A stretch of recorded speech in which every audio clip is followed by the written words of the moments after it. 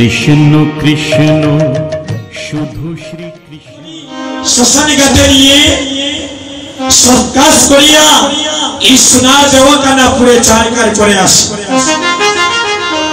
Mahaprabhu red signal দিচ্ছে, আজকে তুমি যাকে কাঁধে করে শ্মশান ঘাটে নিয়ে যাচ্ছ,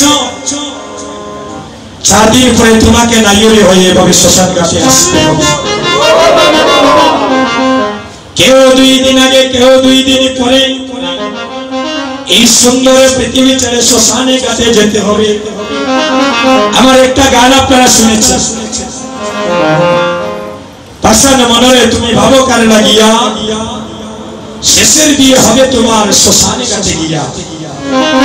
এই গানের কথা কি বলবো, এই গানের কারণে আমি কোটি কোটি ভক্তের চরণে হৃদয়ে স্থান পেয়েছি। ভক্তগণ যেখানেই যায় বিশেষ করে আমাকে ওই গানের কথা তারা নিবেদন করে। ভক্তগণ এই মহাপ্রভুর সম্মুখে বলছি, এই গানের কারণে আমি ভারত বাংলায় আপনাদের আশীর্বাদে যত মানুষের সাথে পরিচিত হয়েছি। এখানে আমার বংশের মধ্যে কোনো কীর্তনিয়া না, আমার কথা বলছি, আমাদের বংশের মধ্যে কেউ কীর্তনিয়া নেই। মা এখানে যারা আছেন আমাদের গোষ্ঠীর মধ্যে, বংশের মধ্যে, এখানে কেউ ভালোভাবে একটা করতাল বাজাইতে পারেনি। জানি না কোন জন্মে হয়তো গোবিন্দের চরণে কিঞ্চিত পরিমাণ মনে হয় পুণ্য সঞ্চয় করেছিলাম, আর কোন জন্মের আপনাদের ভক্তের অশেষ কৃপায় গুরু গোবিন্দের আশীর্বাদে হয়তো কোন সাধু সঙ্গের বাতাস লেগেছিল, তাই আজ ভক্তের দ্বারে কৃষ্ণ কথা বলার সুযোগ পেয়েছি। ভক্ত জানি না আমার পূর্বপুরুষের মধ্যে, এই বংশের মধ্যে আর কেউ কীর্তনের জন্ম হবে কিনা। এটা আমাদের পেশা নয়, এটা হয়ে গিয়েছে এখন আমাদের নেশা। আমরা যে কীর্তন করি এটা আমাদের পেশা নয় গো, এটা হয়ে গিয়েছে আমাদের এখন নেশা।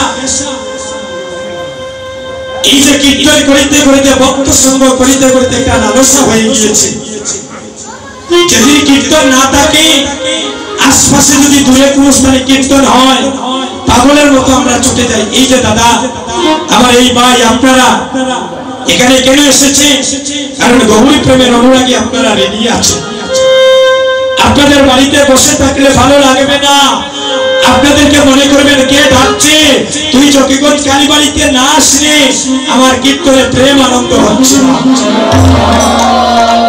আর এমনও ভক্ত দেখবেন এই গ্রামের মধ্যেও আছে, বাড়ির পাশে কীর্তন হয় কিন্তু সে ভক্ত সঙ্গ করতে আসে। আর এখানে অনেক যুবক ভাই বন্ধুগণ আছে, কারো বাড়ি এখান থেকে 30 কিলোমিটার 40 কিলোমিটার দূরে, তারাও কিন্তু এখানে ভক্ত সঙ্গ করতে এসেছে। ভক্তগণ এই মানব জনমটা যেন আমরা গোবিন্দের চরণে সাধন ভজন করিয়া প্রেম শুদ্ধ ভক্তি দ্বারা যেন আমাদের মানব জন্মের ঋণটা যেন গোবিন্দের চরণে পরিশোধ করি। এমন জন্ম আর হবে না রে ভাই। এই মানব জন্ম পাওয়ার আগে শুনে যান এই কথাগুলো। এই মানব জন্ম পাওয়ার আগে আমরা 20 লক্ষ বার জন্ম নিয়েছি সবাই বৃক্ষকুলে। এই কথা বলে আমার দাদার হাতে তুলে দেব, উনিও দুটি কৃষ্ণ কথা বলবেন। হরিবল। আমার ভাই সেও আপনাদের সম্মুখে কীর্তন করবে। আমরা মনে করবো আজকে সবাই ভাই ভাই, সবাই মিলে মহাপ্রভুর কীর্তন করবো, তাই বলবো হরিবল। মহাজনিত বলছেন সাথে হচ্ছে সবাই দাঁড়াতে বসিয়া আর কীর্তন করো সবাই দুটি হাতের তালি দিয়ে। মাগো এই মানব জন্ম পাওয়ার আগে আমরা 20 লক্ষ বার জন্ম নিয়েছি বৃক্ষকুলে। কেউ অস্বীকার করে যেতে পারবেন? তুলসী দলে মাত্রে দরস্য চলে কেন বা বিক্রিতাং সমাধানম ভক্তৈব ভক্তবৎসল্য বৃন্দায় তুলসীদ পায় প্রিয়ায় কেশবস্য কৃষ্ণায় কৃষ্ণ ভক্তায় গোবিন্দায় নমো নমঃ। আমার কথা একটা কষ্ট ভাইবা না, আমি কিছু বাস্তব জগতের আলোচনা করি। আমরা 20 লক্ষ বার কোথায় জন্ম নিয়েছি? বৃক্ষ। এই দেখেন আমাদের নয়নের সম্মুখে যত ধরনের বৃক্ষ আছে, এগুলোর মধ্যে আপনি আমি 20 লক্ষ বার আক্রমণ করেছি। কীর্তনে 2 মিনিট বইতাম পারি না। আমি আপনাদেরকে বলছি না, আপনাদের পায়ে ধরে বলছি, আপনাদেরকে বলছি না দাদা, এটা জাগতিক জগতের কথা বলছি। দেখবেন কীর্তনে 5 মিনিট বইতাম পারি না, একেবারে সাবানি খাপড়ানি শুরু হয়েছে। দুপুর 1টা বেলা আইলাম সংসারের কাজকর্ম সারিয়া কীর্তন শুনতে, যখনই দুপুর 2টা হয়ে যায় তখন দেখা যায় দেহ থাকে এখানে, আর মন যায় কি কিছু মিনিটে। কীর্তন 10 ঘন্টা শ্রবণ করতে হয় না, কীর্তন 1 ঘন্টা শ্রবণ করতে হয় না। ভক্তিভাবে 5 মিনিট যদি কীর্তন শ্রবণ করিতে পারে, আপনার কোটি জন্মের কীর্তন শোনা সার্থক হয়ে যাবে। এমন যদি এখানে হইয়া চিন্তা করে মোবাইল চার্জার লাগাইয়াছি, যদি শুনে নি ইসবের দরজা খুলিয়াছি, যদি সুট উঠিয়া সব নেই, তাহলে আমাদের মন এখানে থাকবে না। মন এখানে রাখতে হয়, 3 লক্ষকে 1 লক্ষ রাখতে হয়, তবেই সাধন বদলের সিদ্ধি লাভ হয়। হরি বল। তো 20 লক্ষ বার জন্ম নিলাম বৃক্ষ গুলি, মুক্তি পাইলাম কখন? যখন আমরা তুলসী বৃক্ষ হয়ে দোলাভাবে জন্ম নিলাম। এখন যদি অনেকের গলা চেক করি, দেখবেন করতে তুলসীর মালা। আমি আপনাদেরকে বলছি না, কেন জানি? আমরা যে সনাতন ধর্মের আমাদের পরিচয় কি কে বলতে পারবে? একজন মা একজন বাবা দিকে হাত তুলে বলে আমাদের সনাতন ধর্মের পরিচয়টা কি? এই দেখে তুলসীর মালা। এখন যদি আপনার গলায় তুলসীর মালা না থাকে, আপনার পরিচয় পাবো কেমন করে? একজন মায়ের পরিচয় মিলে স্বামী আছে কেমন করে? মায়েদের যে স্বামী আছেন আমরা বুঝি কেমন করে? হাতে শাখা সিঁদুর থাকে। এটা মায়েদের হচ্ছে অ্যাড্রেস এবং একটা ঠিকানা যে তার স্বামী আছে। আমাদের সনাতন ধর্মের অ্যাড্রেস ঠিকানা হচ্ছে কণ্ঠে থাকতে হবে তুলসীর মালা, আর ললাটে থাকতে হবে গোপী চন্দন। হরি বল।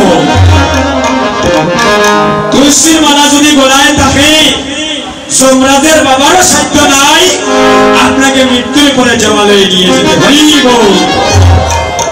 যেদিন আমরা তুলসী বৃক্ষ হয়ে জন্ম নিলাম, আর ওই তুলসী পত্রটা যেদিন ভগবানের সেবা কাজে লাগলো, সেদিন আমরা সবাই বৃক্ষকুল থেকে মুক্তি লাভ করলাম। চলে গেল 20 লক্ষ বৃক্ষগুলি, 9 লক্ষ বারে চলে গেল আমাদের জলজ প্রাণীতে। আমারা 9 লক্ষ বার জন্ম নিয়েছি জলজ প্রাণীতে। যেদিন সংকল্পে জন্ম নিলাম, সেদিন আমরা সবাই প্রাণীকুল থেকে মুক্তি লাভ করলাম। 11 লক্ষ বারে জন্ম নিলাম পোকামাকড়ে কৃমিকুলে। যেদিন আমরা মৌমাছি রূপে জন্ম নিলাম, আর মৌমাছি মধু সঞ্চয় করে, এই মধুটা যেদিন ভগবানের সেবা কাজে লাগলো, সেদিন আমরা পোকামাকড়ে কৃমিকুল থেকে মুক্তি লাভ করলাম। সবাই যদি হাত তুলে, সবাই যদি হাত তুলি, হরে কৃষ্ণ কৃষ্ণ কৃষ্ণ হরে হরে, হরে রাম রাম রাম হরে হরে, হরে কৃষ্ণ কৃষ্ণ কৃষ্ণ হরে হরে, হরে রাম রাম রাম হরে হরে। এবার হরি বলে হরি বল, হরি বল হরি বল, হরি বল হরি বল, হরি বল হরে বল। সবাই প্রেমানন্দের উঠলে হরি বল হরি বল, প্রেমানন্দের উঠলে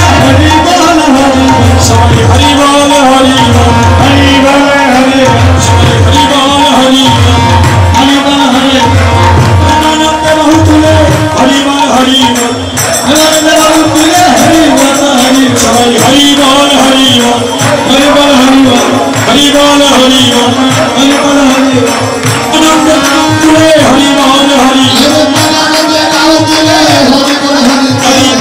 আনন্দ হরি বল হরি বল হরি বল।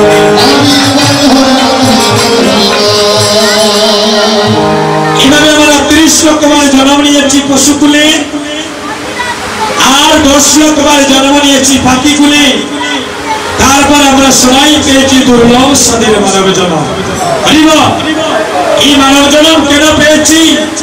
কৃষ্ণ বুঝিবার করে সংসারেতে আইলাম, আর নিচে মায়ায় বদ্ধ হই আমরা বৃক্ষ সম হইলাম।